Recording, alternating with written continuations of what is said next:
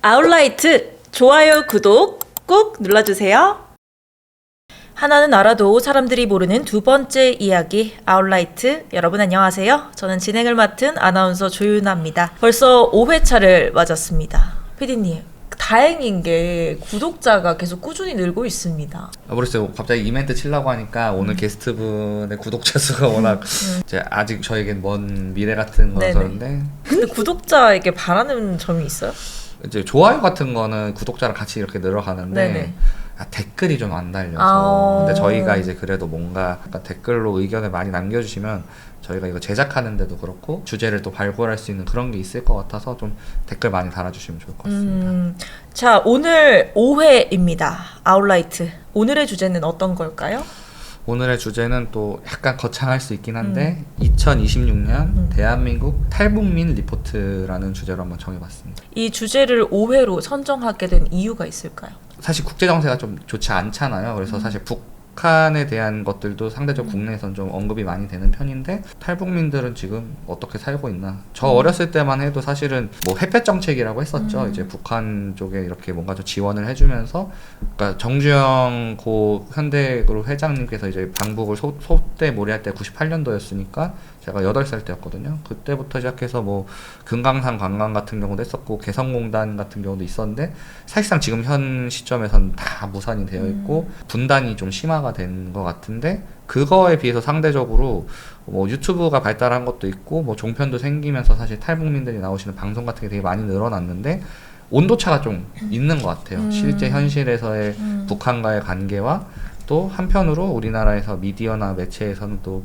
탈북민들이 되게 많이 노출이 되는 걸 보고 실제로 그러면은 우리가 미디어에서 아는 거랑 탈북민의 삶이 어떻게 다른가? 뭐 이런 것들 한번은 조명해보면 어떨까 싶어서 한번 준비해봤습니다. 오늘도 특별한 주제를 위한 특별한 게스트를 모셨습니다. 배우고 나누는 배나TV의 장보경님 모셔보도록 하겠습니다. 안녕하세요. 안녕하세요. 네, 지금 현재 유튜브 채널 배우고 나누는 배나TV 운영하고 있는 장보경입니다. 우리 사실 보경님 같은 경우에는 제가 잘 아는 분이고 또 우리 이 셋 조합이 언젠가 한 번은 있을 것이다 라고 생각을 했어요. 우리 시청자분들께서는 뭔 조합이야 라고 생각하실 수도 있겠지만 오늘 조합이 이 옷 색깔과 비슷하잖아요. 그렇죠. 저 옷 색깔이 힌트입니다. 어떤 건지를 의미를 아시는 분들은 이제 뭐 눈치채셨을 수도 있는데, 네. 저희는 대학원 동문인 거죠. 자, 본인 채널에 대해서 좀 소개를 부탁드릴게요. 저희는 배우고 나누자라는 취지로 만들어진 채널이고요.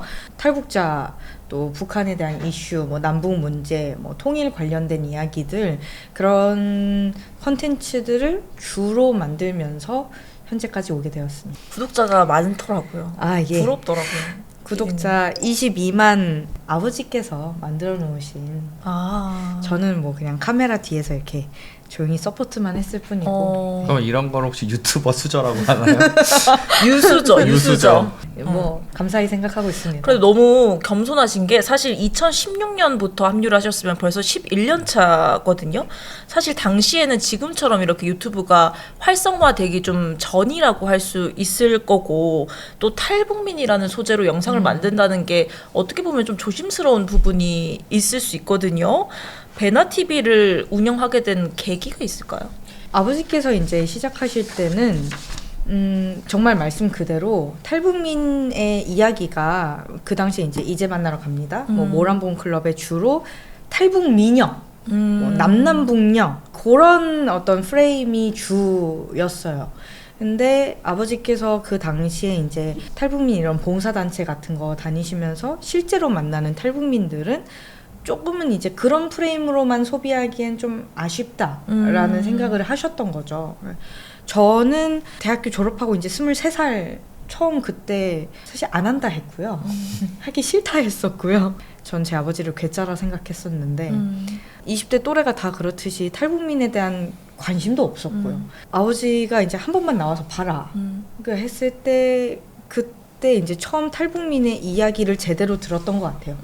저도 그렇고 네. 아버지도 그걸 이제 방송으로 내보낸 건 처음이었던 거죠. 그래서 이제 북한에서 뭐 어떻게 살았는지, 네. 고향이 어떤지, 왜 탈북을 결심하게 됐냐, 그 과정이 어땠냐, 그런 어떤 풀 스토리를 이제 인터뷰를 해보니까 방송에서 봤던 그 제가 생각했던 이미지와 굉장히 달랐고 네. 오히려 저는 실제로 만나보고 나서 아, 이거 진짜 의미 있는 일 같다, 아버지 도와드려서 이걸 해야겠다라는 좀 그런 생각이 들었던 것 같아요. 그래서 탈북민의 이야기를 좀 더 알려보자. 탈북 미녀만 있는 것이 아니다. 그쵸. 네. 남자도 있고 아줌마도 있고 아저씨도 있고 애들도 있다. 이제 그걸 좀 알려보자라는 취지에서 시작했던 게 여기까지 왔습니다. 인상 깊었던 거는 저희가 이제 지금 미디어에서 보는 탈북민들이 대부분 다 한 번씩은 거쳐간 것 같더라고요. 정말 저희가 아시는 분들도 다 되게 많이 출연을 하셨어서 유튜브 안에서는 굉장히 탈북민 전문적으로 뭔가 컨텐츠를 만든다라는 그런 인상을 받긴 했었어요. 그러니까 저도 사실 그 레거시 미디어에서 봤던 분들이 거의 다 계셔가지고 저희가 이제 1세대 탈북민을 다루는 채널 중에서는 1세대 채널일 거고, 지금 현재 많은 탈북 유튜버들이 이제 진행하는 그런 어떤 인터뷰라든지 본인의 탈북 스토리를 얘기하는 그런 어떤 컨텐츠들이 거의 그 시초가 이제 저희라고 생각하시면 될 것 같습니다. 보통 우리가 뭐 주변에서 유튜브 한다 이러면은 조회수 얼마 나와? 구독자 얼마야? 뭐 이런 거에 포커싱 되기가 쉬운데 사실 그거를 넘어서서 굉장히 탈북민들에 대해서는 의미 깊은 일을 하신다라는 생각이 듭니다. 감사합니다. 네. 그러면 주변에서 탈북자에 대한 이 이야기를 다루면 오해하시는 분들도 좀 계실 것 같은데 실제로는 어떤가요? 저희도 이제 댓글이 굉장히 막 달리잖아요. 그러면 보경 씨는 몇 년도에 탈북했길래 저렇게 사투리가 없고 자연스럽냐. 한국 사람이 그렇게 이제 탈북자에 대한 컨텐츠를 열정적으로 한다는 게 잘 매치가 이제 안 되셨나 봐요. 네. 그래서 뭐 정치 성향에 대한 오해라든지 뭐 아니면은 한국 사람인데 뭐 탈북자 이용해서 돈 벌어먹는다라든지 뭐 다양한 그런 댓글들이 달리긴 하지만 그거 하나하나 신경 쓰면 할 수 없고요. 네. 맞아. 저도 사실은 몰랐을 때는 탈북을 하신 분인가 보다. 어렸을 때. 자, 이제 본격적으로 오늘의 주제인 탈북민에 대해서 이야기를 나눠보도록 하겠습니다. 자, 우리 보경님, 혹시 지금 국내에 탈북민들이 몇 분 정도 정착을 하고 계실까요? 현재 기준으로는 34,000여 명 정도로 집계를 하고 있고, 미국이라던가 캐나다, 뭐 호주, 뭐 아니면은 일본 쪽으로 따로 가서 정착하시는 분들도 있고, 중국에 지금 탈북해 있는 탈북자 수는 집계가 제대로 된 건 없지만 한 10만 명 정도로 그러니까 최대 10만 명 정도로 추정을 하는 단체도 있고, 뭐 최소 뭐 한 2만 명 정도로 추정을 하는 단체도 있고, 굉장히 편차가 큽니다. 근데 사실 저 같은 일반인들은 그 예를 들어 10만 명이라고 한다면 중국에 탈북한 인원들이 10만 명 정도가 있으면 어쨌든 중국과 북한은 되게 가까우니까 다시 북송이 될 위험 같은 거는 없을까요? 굉장히 크죠. 그럼에도 불구하고 뭐 탈북을 하는 이유들이 있을 것이고, 그 10만 명이라는 숫자도 이제 누가 보기에는 이제 터무니없는 숫자라고 생각하실 수는 있어요. 근데 어쨌든 가장 탈북민이 많이 거주하는 나라가 중국이라는 거는 확실할 것 같습니다. 그렇군요. 궁금한 게, 그러면은 아까 말씀하신 한국에 있는 그분들은 뭔가 그 대한민국 국적을 취득한 걸 기준으로 집계가 된다고 봐야 되는 건가요? 네, 맞습니다. 국정원에 와서 3개월 동안 조사를 받고 하나원에서 3개월 교육을 받고 대한민국에 정착하려고 노력하고 계신 분들이 34,000여 명 정도다. 탈북민이란 표현은 뭔가 좀 괜찮은 거예요? 뭐 예를 들어서 그분들이 듣기에나 아니면 저희가 이런 대화 속에서 통상적으로 써도 되는 표현인지 해서. 사실 그에 대한 왈가왈부가 굉장히 많았었는데요. 그리고 뭐 초반에는 이제 귀순자, 뭐 그랬다가 이제 탈북자, 탈북민, 그 다음에 북한 이탈 주민을 요즘은 가장 많이 쓰고 있죠. 네, 뉴스에서는. 제가 그래서 실제로 저희 베라TV 출연하신 탈북자분들께 많이 여쭤봤었어요. 어떤 표현이 제일 마음에 드냐, 뭐 아니면 어떤 표현이 제일 싫으냐. 이제 그러시면 보통은 이제 탈북자 뭔가 범죄자 같다. 좀 강한 네, 표현이죠. 뭐 이제 그런 느낌이 들어서 선호하시는 분이 많이 없으셨던 것 같고, 탈북민이 그나마 좀 무난한 것 같았어요. 그래서 베나TV도 사실 그냥 탈북민이라는 표현으로 계속 쓰고 통일해서 있는데, 쓰시는. 예. 근데 제가 인상 깊었던 게 이제 한 분 조금 나이가 있으신 탈북자분께 여쭤봤었을 때 그게 뭐가 중요하냐. 그 단어가 뭐 나를 이렇게 부를지 저렇게 부를지가 중요한 게 아니라 그 단어를 들었을 때 이제 거기에 어떤 부정적인 이미지가 씌이지 않도록 탈북민 한 사람 한 사람이 노력하는 게 더 중요한 것 같다. 그때가 아마 한창 조선족 범죄가 많이 있을 때라서 사실 탈북자분들께 조선족에 대한 이미지는 고마워하는 분들이 많으시거든요. 왜냐면 그 실제로 연변에 계신 조선족 분들이 탈북민들을 돕지 않으면 절대 탈북민들은 한국까지 올 수가 없어요. 무조건적인 도움이 정말 필수적이에요. 그런데 대한민국에 와서 보니 그 조선족이라는 이미지가 지금 저희가 생각하는 뭐 그런 이미지인 거죠. 그래서 그분도 그런 경각심을 가지셨던 것 같아요. 탈북자라는 어떤 그 프레임이 내가 벗어날 수 없다면 그 프레임을 어떻게 가꾸느냐는 우리의 몫이다. 그게 더 중요하다는 말씀 드리고 싶습니다. 아무래도 일반화시키는 그런 것들만큼 제일 무서운 게 없는 것 같아요. 네. 사실 다 각각의 사람이 다 다르고 아닌 사람도 있는 건데 어떤 이미지가 한번 각인이 되면은 맞아요. 그 좋은 글씨를 피하기가 쉽지 않으니까 뭐 그런 부분은 좀 있는 것 같죠. 네. 사실 뭐 어떤 명칭이 더 좋다, 듣기가 더 좋다 하는 것은 개인적인 판단의 문제도 있을 것 같고요. 또 우리 보경님과 이야기를 나누면서 제가 좀 인상 깊었던 거는 어떤 단어를 쓰든지 간에 그런 기저에 깔린 근본의 인식들을 좀 바꿔나가는 게 좋지 않나라는 생각도 듭니다. 이 최근 기준으로 봤을 때 이 탈북민에 대한 인식의 변화 차이 혹은 시각은 어떤 것 같나요? 제가 뭐 일반화하긴 좀 조심스럽긴 하지만 사실 지금 대한민국에서 특히 청년 세대에게 뭐 탈북민 또는 통일에 대한 문제를 이야기를 하고자 하면 피로감이 많이 누적되어 있는 것 같아요. 그전에는 그래도 잘 몰라도 호기심이 있었거든요. 뭐 사실 제 세대 때부터 뭐 통일이 필수적이라는 생각은 많이 안 했던 것 같고, 그럼에도 불구하고 탈북자라고 한다면 기본적인 어떤 호기심이 좀 있었던 것 같은데 요즘은 무관심인 것 같아요. 정말. 우리 PD님은 개인적으로 탈북민 인식이 어떠세요? 저는 사실은 탈북민 자체에 대한 실제 인상을 처음 받은 거는 이제 대학교 때 이제 아까 말씀하신 하나원이 학교 인근에 있어서 거기서 이제 교화라는 표현이 맞나요?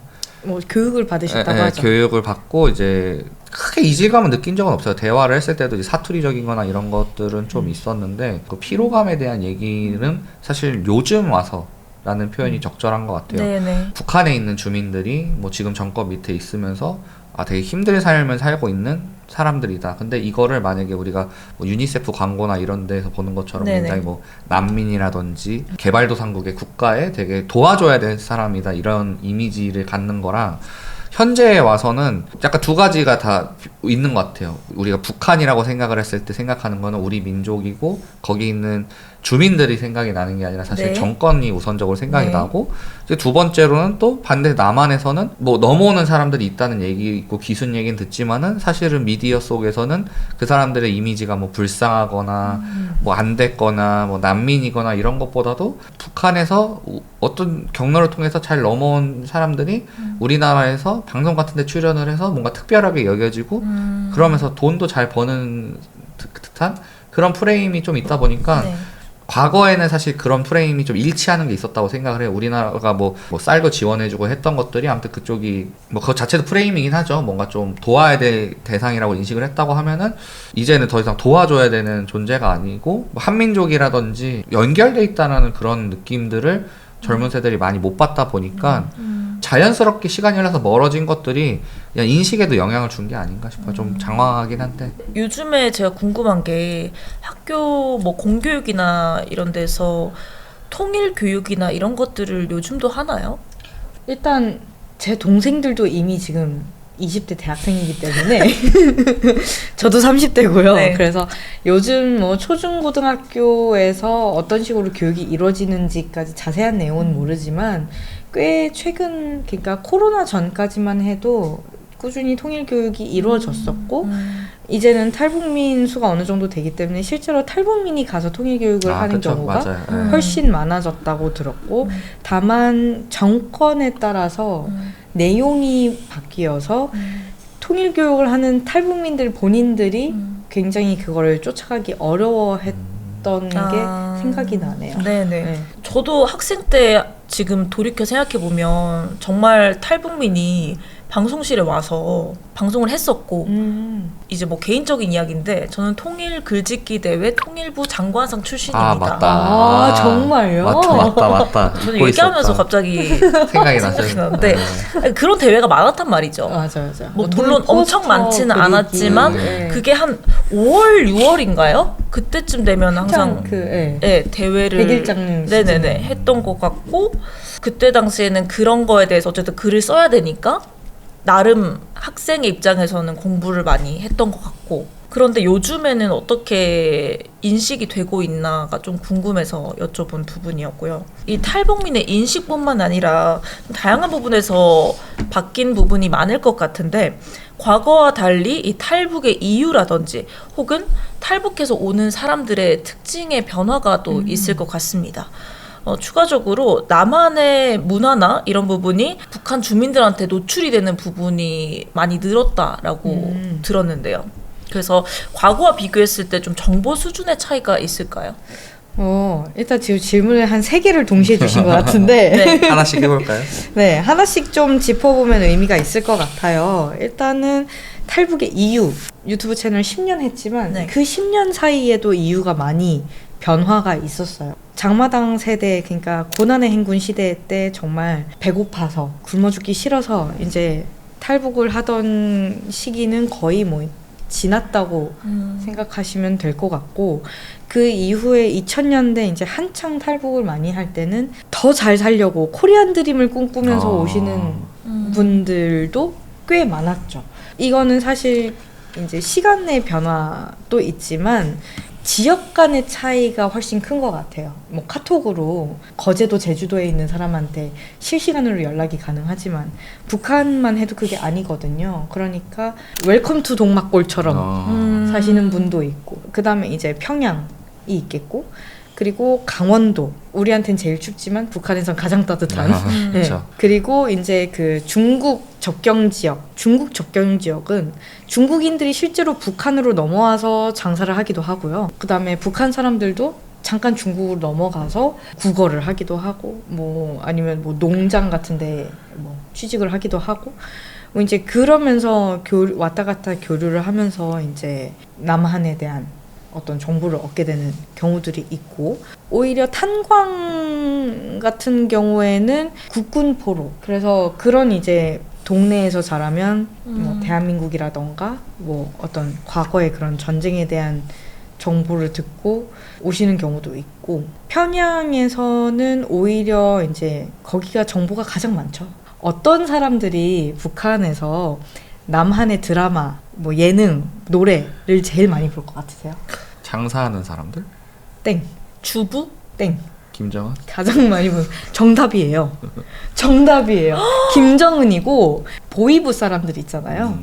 우리나라로 치면 이제 뭐 국정원, 그러니까 북한에서 주민들을 감시하고 드라마 보는 거를 적발해서 잡아가고 뺏어가는 사람들이 제일 많이 봅니다. 검열을 핑계로? 예. 그렇습니다. 그래서 옛날에는 근데 진짜로 그 북한 체제에 정말로 이렇게 세뇌가 돼서 악마의 뭐 세뇌의 매체다 뭐 하면서 못 보게 하고 검열하고 잡아가고 하는 게 컸다면 이제는 알 거 다 아는 거예요. 그래서 보위부 사람들도 적당히 봐라. 너무 크게 듣지만 마라.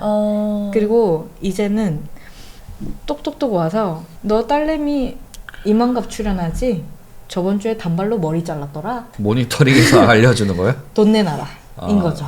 정보를 알려줬으니까 네. 아니면은 뭐 신고할 걸 막아주겠다. 신고하지 않겠다. 아, 그러니까 너의 딸이 대한민국에 온 것도 온 거지만 거기서 방송에 나와서 북한에 대한 얘기를 하고 있다. 하지만 찌르지 않을 테니까 돈을 달라. 그러니까 사실 그 직장 생활을 해서 돈이 안 돼요. 그분들도 이미 안 사람이 다 뭐 장마당에 가서 장사를 하고 뭐 이렇게 저렇게 해서 또는 이렇게 착취를 해서 돈을 벌어먹고 살고 있기 때문에 이 사람들을 잡아가는 게 이제 본인들한테 이득이 아닌 거예요. 그러면 이제 뭐 실제로 낮에는 검열을 하고 밤에는 아내를 통해서 몰래 팔기도 하고 또는 이런 식으로 이제 정보를 제공해서 돈을 받아내기도 하고 뭐 이제 그런 의외일 수 있지만 가장 대한민국의 드라마 영화를 잘 아는 정보가 많은 사람들은 그걸 검열하고 잡아야 하는 보이보 놈들이다. 이 내용은 뭔가 그래도 좀 공개가 되어 있는 내용인 거죠? 뭐 보이부를 걱정해서는 아닌데. 공개를 해도 됩니다. 왜냐면 이야기를 듣고 이 어머니가 용기를 얻고 탈북을 하셨거든요. 그래서 실제로 탈탈탈에 나와서 그 말씀을 해주시는 내용이기 때문에 괜찮습니다. 북한 분이 이제 남한에 있는 가족들이랑 전화를 보통 위성 전화 같은 걸로 한다고 들었는데 그게 어떻게 가능한 거예요? 사실 그거는 조금 이제 옛날 세대고요. 아, 옛날 세대예요, 심지어? 북한도 요즘은 스마트폰이 있습니다.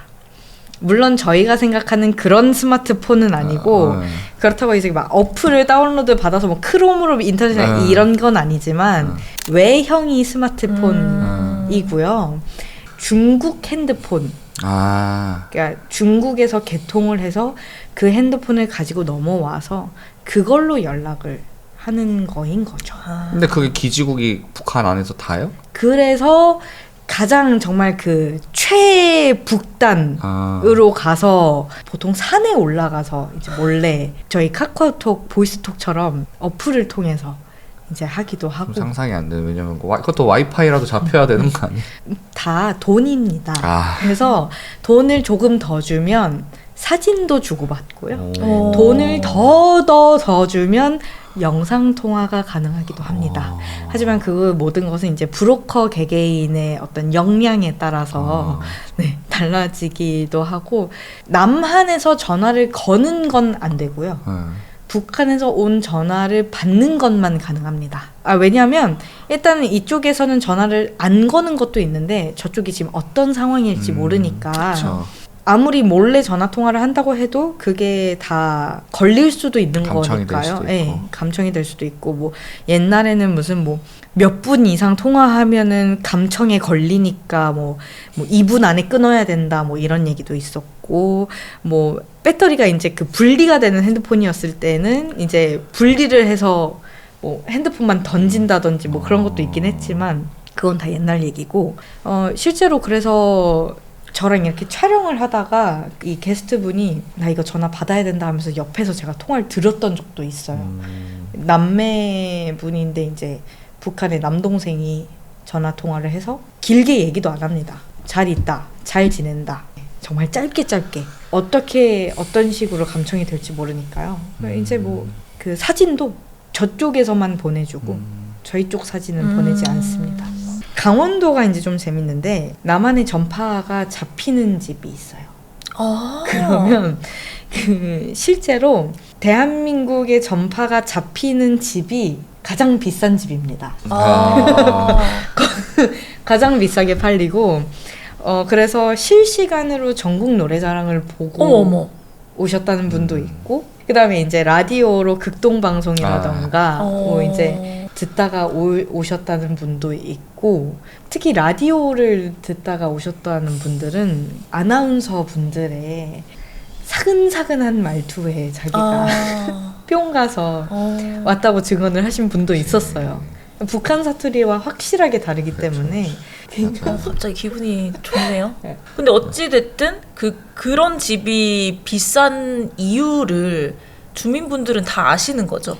공공연하게 얘기는 못하죠. 그쵸. 네. 다만 이제 암암리에 어. 거기도 정보 싸움인 거죠. 지금 2026년이나 됐고 저희가 햇볕 정책 얘기하는 2000년대부터 얘기를 했는데 뭔가 스테레오타입으로 되어 있는 뭔가 탈북민에 대한 편견 같은 게 있다면 뭐가 있을까요? 혹시?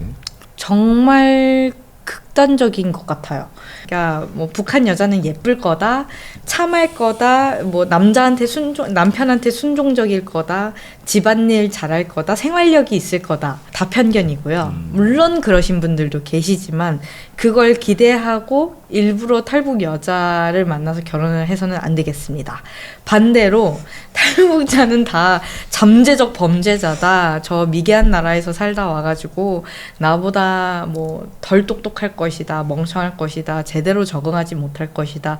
아니요, 외국까지 나가서 박사 공부까지 하고 와서 정말 잘 사시는 분, 사업가로 활동하시는 분, 성공하신 분, 뭐 요즘은 정치계에도 탈북민들이 많이 계시고요. 또 반대로 탈북자는 못 살다 왔으니까 무조건 대한민국에 감사할 것이다, 잘 살 것이다, 성실할 것이다. 그 모든 것이 다 편견이라고 생각합니다. 뭐 이건 또 저만의 편견일 수도 있죠. 근데 제가 탈북민을 인터뷰를 한 게 300명이고 만나본 건 사실 세보진 않았습니다만 방송에 출연하지 않고 이제 만나기만 한 분들까지 합친다면 뭐 한 400여 명, 500여 명 정도를 만났으니 방송으로 알린 것만 해도 탈북민의 고작 1%겠네요. 그 1%에서도 꾸준하게 방송 활동을 하시고 유튜브를 운영하시고 이렇게 노출되는 분들은 소수이십니다. 그분들은 그 많은 탈북민들 중에서 극 ENFP? 일단 E. 네, 일단 이걸. E. 네. 그 ENFP만 보고 전체를 판단할 수는 없는 거니까요. 여러 가지 편견들이 있습니다만은 무조건 선한 존재로 또는 무조건 잠재적 범죄자로 보지는 말아야겠습니다. 우리가 길게 이야기를 했지만 당연한 이야기인 것 같아요. 왜냐면 사실 한국인들도 성격이 다 다르잖아요. 우리 3명도 다 다를 것이고 뭐 방송인이라고 해서 다 외향적인 사람만 있는 것도 아니고요. 맞아요. 응. 저도 집에 가면 조용히 있습니다. 온오프가 확실한. 온오프가 확실한 사람이기 때문에 집에 가면 입을 다물고 불을 잘 켜지 않습니다. 왜냐하면 조명 밑에서 일을 해서 오히려 집에 가면 조용히 깜깜하게 좀 있고 싶은 마음도 들 때도 있어요. 그리고 사실 한국인들도 빨리빨리 문화라는 것이 있다고 하지만 그런 사람만 있는 건 아니잖아요. 그렇죠. 느긋하신 분들도 있고 이렇게까지 일을 해야 되나? 라고 생각하는 분들도 계시기 때문에 뭐 탈북민이라고 해서 다 이럴 것이다. 이거는 사실 정말 편견인 것 같다라는 생각이 듭니다. 자, 그러면 우리 보경님께서 베나TV를 통해서 기억에 남는 사례라든지 에피소드 같은 게 있을까요? 베나TV를 하면서 탈북자 지원 부분이 사각지대들이 좀 있어요. 그게 어쩔 수 없이 눈에 보여서 탈북자분들이 이런 사각지대를 채우고 싶다라는 생각에 아버지랑 비영리 단체도 설립을 했었어요. 저희가 제일 많이 어쩌다 보니 하게 됐던 게 치료비, 장학금, 모금을 해서 또 전달을 하는 일을 주 사업으로 하게 됐었죠. 제일 최근에 이만갑 출연하셔서 굉장히 인기가 많은 이제 이위력 씨가 간암 2기였나? 어쨌든 간암 중기 판정을 받고 살 의지가 없다시피 했었는데 이제 저희가 그걸 방송으로 알려서 8개월 만에 1억 2천, 1억 3천 정도가 모금이 되었던 것 같아요. 그 돈에서 정말 10원, 1원 하나 가지지 않고 전부 이위령님께 전달을 했었고, 그래서 지금은 이제 추적 관찰만 하면 될 정도로 완치 판정을 받고 그 사이에 아내분과 이제 예쁜 따님까지 낳아서 애 키우는 게 너무 바쁘다고. 저희 시청자분들이 가장 이제 늘 궁금해하는 분 중에 한 분이에요. 잘 지내는지. 그거랑 이제 반대로 성열 씨, 박성열이라고 하필이면 또 저랑 동갑인 친구였어요. 94년생인데 대한민국에도 이제 혼자 와서 부모님이 가라. 너 똑똑한데 여기서 이러고 있을 아이가 아니다. 그리고 그 아버님께서 전 재산을 털어서 컴퓨터를 사서 가르쳐 주시고, 그래서 그 친구가, 그거 진짜 북한에서는 있을 수 없는 일이거든요. 대한민국에 혼자 와서 뭐 대학교 다니고 취직해서 뭐 이제 좀 편안해지나 싶었는데, 그 친구가 이제 가난 말기 판정을 받고 정말 다방면으로 그래서 알아봤었죠. 뭐 병원 지원이라든지 모금도 하고. 근데 작년에 그 친구가 부모님이랑 연락이 끊겼다가 그 병원에 있던 마지막 순간 한 2개월 전쯤에 부모님과 연락이 닿았었을 거예요. 그래서 그때 이제 본인의 상황을 솔직하게 이야기를 하고, 그 당시에 자기는 후회가 없다고, 하고 싶은 거 다 해봤고 먹고 싶은 거 다 먹어봤고 좋은 세상 와서 살아봤고 하니까 그런 친구도 있었어요. 자, 그렇다면 우리가 조금 방향을 바꿔서 비탈북민, 그러니까 저희 같은 사람들이 탈북민을 대할 때 좀 조심해야 될 점이나 뭐 유의해야 될 점이 있을까요? 저희가 외국에 나갔을 때 겪는 어떤 인종차별 같은 거 있잖아요. 네. 사실 그 사람들 입장에서 생각하면은 진짜 궁금해서 물어보는 걸 수도 있고, 저희도 이제 탈북자라고 했을 때 그러면 뭐 김정은 만나봤어? 뭐 초코파이 먹어봤어? 뭐 이런 것들은 이제 조금 지양해야 되지 않나 싶고, 개인적으로 제가 당부를 감히 해야 한다면 가족에 대한 이야기는 탈북민이 먼저 꺼내지 않는 이상 궁금해하거나 묻거나 뭐 그러지 않았으면 좋겠다라는 생각은 있어요.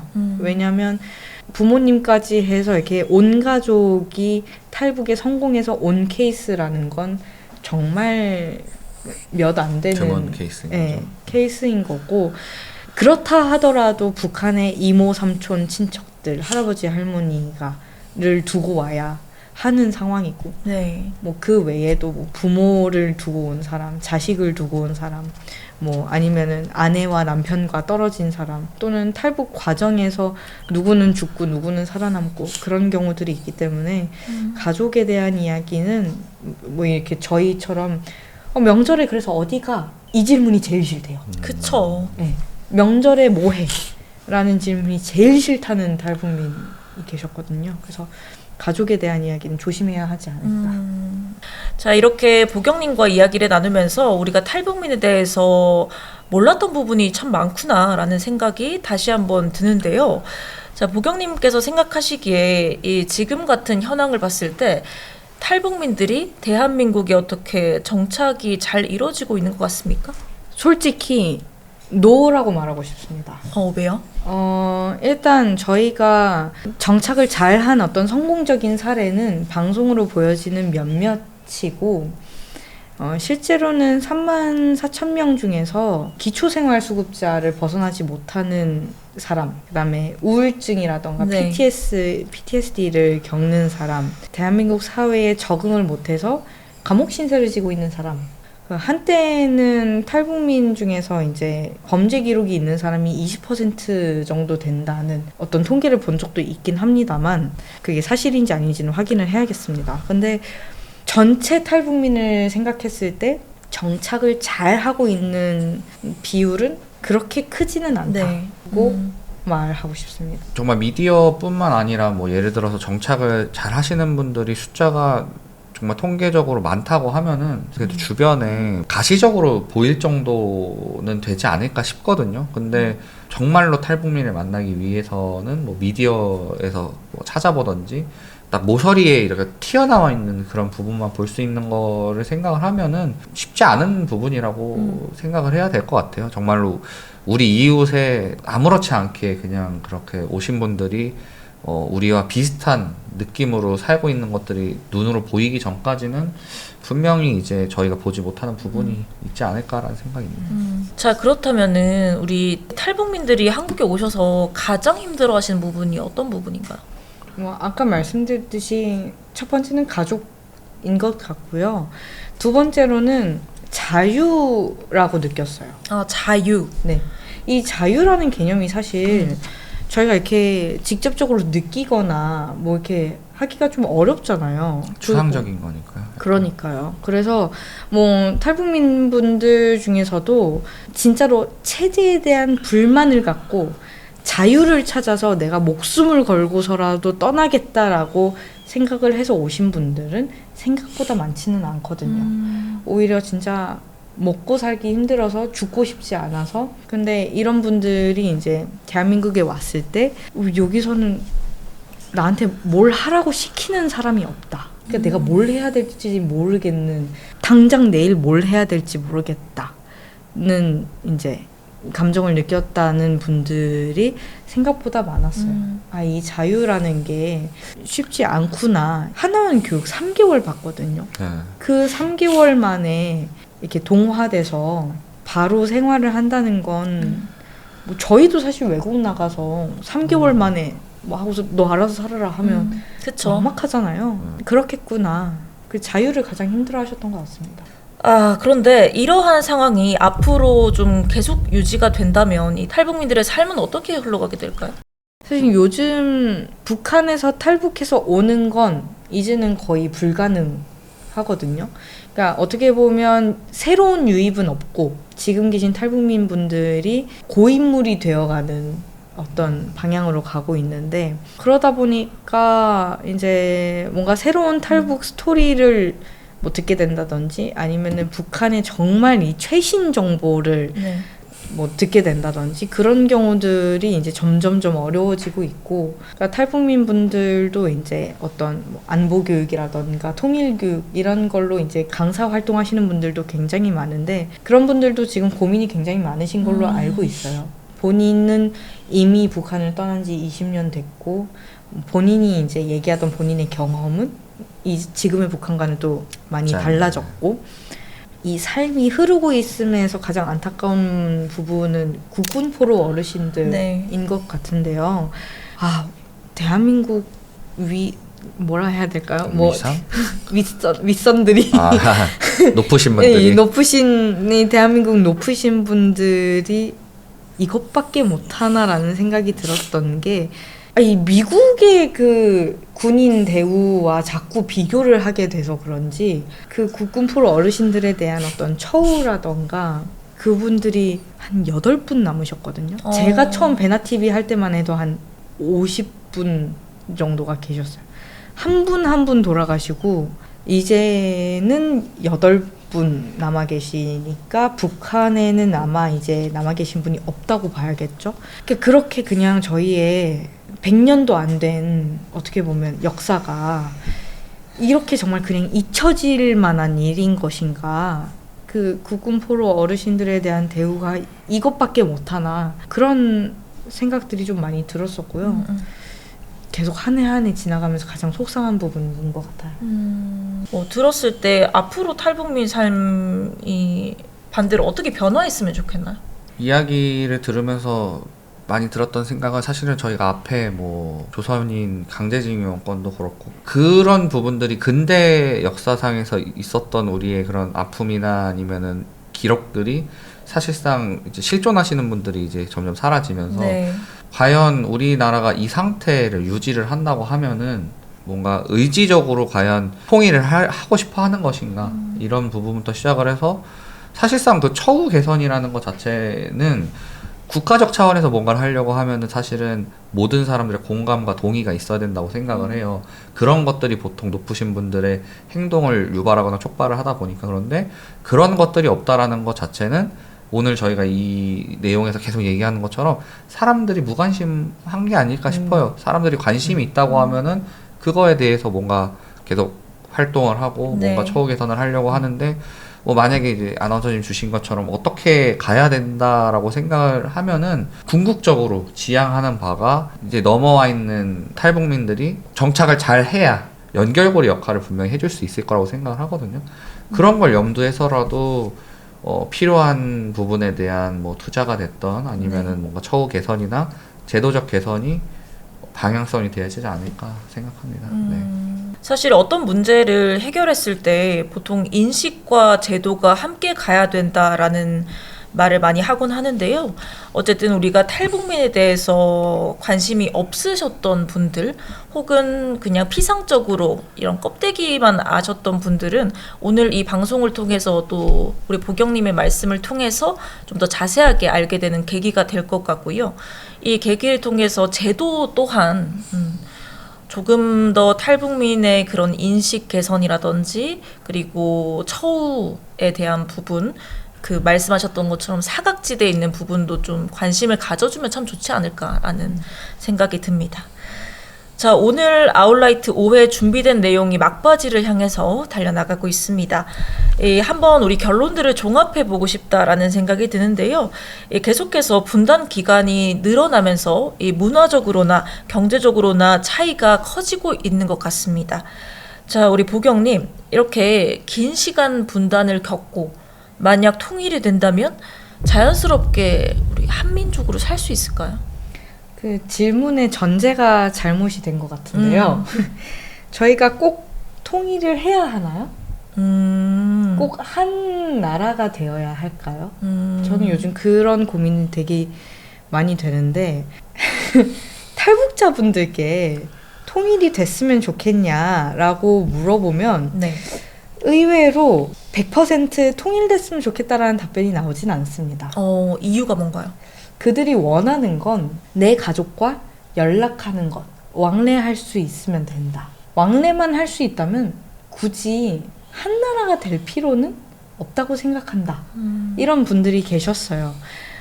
지금 막 욕 댓글이 달리는 게 여기 막 들리는데 대한민국 입장에서도 리스크가 클 거라고 생각해요. 그러니까 아무리 뭐 가서 뭐 건설이니 뭐 도로니 그런 뭐 일시적인 어떤 일자리 창출은 될 수 있겠죠. 근데 너무나 이제 다른 체제로 길게 살아왔고 그거를 한 번에 대한민국 체제로 이렇게 전뒤집듯이 이렇게 뒤집는다는 건 거의 뭐 불가능할 거라고 생각해요. 그러니까 뭐 지금 사실 베트남도 공산주의 국가지만 저희가 자유롭게 왕래할 수 있고 뭐 여행도 가고 뭐 사업도 하고 그렇잖아요. 그러니까 그런 것처럼 뭐 또는 오스트리아와 독일처럼 과거엔 한 나라였지만 지금은 그냥 각각의 두 나라로 존중을 하면서 이렇게 잘 클 수 있듯이 그런 식으로 가도 괜찮지 않을까. 왜냐하면 말씀하셨듯이 정말 그 이산 가족 분들도 뭐 이제 거의 다 돌아가셨고요. 젊은 세대들이 어떤 통일에 대한 그 메리트를 찾지를 못하니까요. 심지어 탈북자분들도 그렇게 얘기하실 정도라면 중요한 건 왕래가 되는 것이고 그것이 꼭 나라를 하나로 합치는 걸 의미하는 것 같진 않다. 이렇게 말씀드리고 싶습니다. 사실 처음 들어보는 답변입니다. 네. 왜냐면 그 어렸을 때 생각해 보면은 우리의 소원은 통일 그거를 그쵸. 귀에 못이 박히게 사실 들었고 저도 아까 뭐 개인적인 여담으로 뭐 글짓기 대회 이런 걸 말을 했지만은 거기서 만약에 이렇게 적었더라면 아마 선생님이 저를 사상검증을 면담 뭐라고 생각하셨을까? 사실 그렇게 교육받고 자랐던 우리가 그런 세대잖아요. 통일은 당연히 돼야 되는 거고 우리의 소원이고 그 길을 향해서 나아가는 걸로 노력을 해야 되고 그런 걸로 우리는 교육을 받았기 때문에 내재적인 그 마음속에서 그게 맞다라고 생각을 하는 것 같아요. 그런데 이렇게 생각하시는 분들도 있다. 그리고 우리 시청자분들 중에서도 아마 뭐 댓글을 쓰시던 안 쓰시던 간에 그 부분에 대해서 공감하시는 분들도 솔직히 있을 것 같아요. 그럼요. 사실 지금 아차 싶었던 게 있어요. 사실 여기서 통일이라는 단어를 빼더라도 이 질문은 성립을 해요. 아까 말씀하신 것처럼 왕래가 있어도 한민족이 될 수 있냐라는 걸 저는 좀 물어보고 싶었던 거예요. 너무 긴 시간 동안 단절이 돼 있다 보니까 네. 뭐 말은 그래도 아직까지는 통하긴 하겠지만은 저희가 지금 우리나라로 넘어오신 분들이 사실 지금 적응을 못하는 것처럼 우리가 상호 교류가 활발해져서 민간에서도 그렇게 됐을 때 과연 이게 융화가 될 수 있냐라는 부분에서 어떻게 한 거고 사실은 저는 통일에 대해서 동일하십니까? 뭐 이런 질문을 한 건 아니에요. 근데 보경님께서는 아무래도 그런 탈북민의 입장에서 생각이라든지 혹은 아무튼 양쪽을 다 보고 있는 상황에서 보셨을 때 과연 이런 상태가 유지가 됐을 때 우리가 정말로 그 예전처럼 융화가 될 수 있을까에 대해서 좀 질문을 했던 거라 혹시라도 보경님 답변을 들으시고 무슨 이거 체제에 대해서 뭔가 반감이 있고 정책에 대한 반감이 있고 이런 의도를 물어보기 위한 게 아니라 우리가 그런 인간적으로 인지상정으로 서로가 교류를 하는 입장에서 뭐 그분들도 오셔서 저희랑 같은 삶을 사시니까 근데 그런 차이가 점점 멀어질수록 그 융화되는 시간이 더 오래 걸릴 것이고 또 융화되는데 혹시라도 아무튼 그 교류가 일어나는 과정에서도 또 다시 갈등이 생길 수 있다 보니까 우리가 아무튼 먼저 손을 잡을 수가 있어야 그것도 사실상 현실적으로 가능한 일이라고 생각하기 때문에 저는 뭐 그런 의도라고 봐주시면 될 것 같아요. 그러니까 제가 뭐 말은 이렇게 하지만 사실 그 통일에 대한 이제 또 반감을 가지신 분들도 계시잖아요. 특히 이제 어린 친구들 중에 그 막 무슨 우리만 손해지 뭐 우리가 뭐 하러 거기다가 뭐 좋은 일 시키냐 막 이제 그런 이야기를 하는 친구가 있으면 그런 질문을 하죠. 이제 오케이 그러면 만약에 뭐 전쟁이 나서든 뭐 아니면 북한이 스스로 이제 무너져서 거기가 빈 땅이 됐다고 생각을 해보자. 그러니까 주인 없는 땅이 됐다고 생각해보자. 중국도 탐을 낼 것이고 바로 옆에 러시아도 붙어 있고 우리가 붙어 있다. 그럼 북한이 러시아 땅이 되는 게 낫냐? 중국 땅이 되는 게 낫냐? 우리 땅이 되는 게 낫냐? 그러면은 100이면 100. 그러면 대한민국이 가져야 되는 게 맞다. 뭐 이렇게 이야기를 하니까 그 아주 밑판에는 결국에 한민족이라는 것은 다들 동의를 하고는 있는 것 같습니다. 그렇죠. 사실 우리가 그렇게 딥하게 평소에 생각하지 못한 부분들이 상당히 많을 것 같고요. 그리고 그런 통일에 대한 문제는 하루아침에 뭐 오늘 통일하자, 내일 통일하자 뭐 이렇게 된다고 오랜 시간 분단이 되어 있던 게 딱 붙는 느낌은 아니기 때문에 그런 다양한 의견들이 생길 수 있는 것 같습니다. 우리 PD님은 오늘 어떠셨나요? 사실 이제 제가 대본 쓸 때 어느 정도 예상 답변이라는 게 좀 있거든요. 근데 오늘은 어떤 부분에서는 예상 답변을 좀 아득히 넘어가거나 그게 어떤 거냐면은 그냥 제가 일반인이라고 생각을 하면은 그 기준에서 사실은 진짜 너무 볼 수 없는 것들이 있는 그런 스토리와 주제가 아니었나. 정말 경험이 있어야만 답변이 가능한 그런 부분이라고 생각을 했고 뭐 1회차부터 지금까지 나오신 분의 대부분들이 정말 대한민국 정부도 할 수 없는 그런 일들을 개인들의 힘으로써 뭔가 바꿔가려고 하는 그 노력들을 하시는 분들이 나오시는 것 같아서 제 입장에선 정말 이 프로그램을 하면서 많은 걸 배우게 되는 것 같습니다. 오늘의 주제인 2026 대한민국 탈북민 리포트 여러분들은 어떻게 보셨을까요? 아웃라이트는 잘 보이지 않지만 우리 사회에서 한 번쯤은 꼭 들여다봄직한 이야기들을 여러분과 나누고 있습니다. 우리 댓글 꼭 써주시면 좋을 것 같습니다. 댓글을 통해서요 우리 콘텐츠에 대한 다양한 방향성 그리고 의견들 써주시면 감사할 것 같습니다. 영상 재밌게 보셨다면 좋아요, 구독, 댓글, 알림 설정까지 해주시면 좋을 것 같습니다. 지금까지 저는 아웃라이트 진행을 맡은 아나운서 조윤아였습니다. 시청해주신 여러분 고맙습니다.